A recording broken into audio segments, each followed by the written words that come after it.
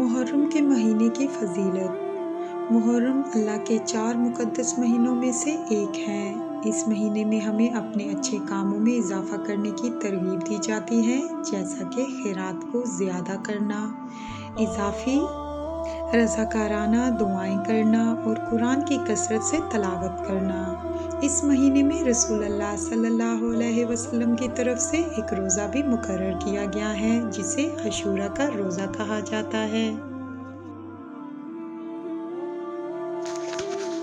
یوم عاشوراء کے نام سے مشہور 10واں یوم المحرم اسلام میں ایک بہت اہم دن مانا جاتا ہے۔ نبی صلی اللہ علیہ وسلم نے امت کو اس دن روزہ رکھنے کی تلقین کی ہے۔ بتایا جاتا ہے کہ انہوں نے کہا کہ یوم عاشوراء کا روزہ رکھو، مجھے امید ہے کہ اللہ اس سے پچھلے سال کے لیے کفارہ تسلیم کرے گا۔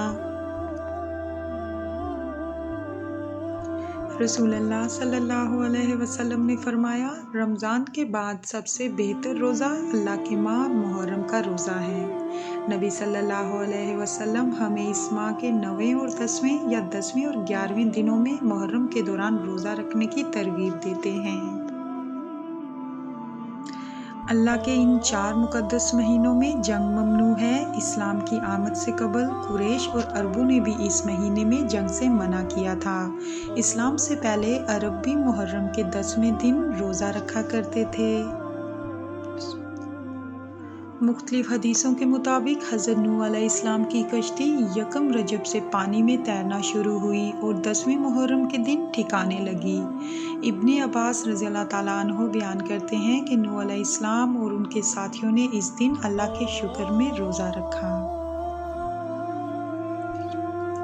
دوستو، رمضان کے روزوں سے پہلے یہ روزہ فرض ہوا کرتا تھا، لیکن جب رمضان کے روزے فرض ہوئے تب سے یہ روزہ فرض نہیں ہے۔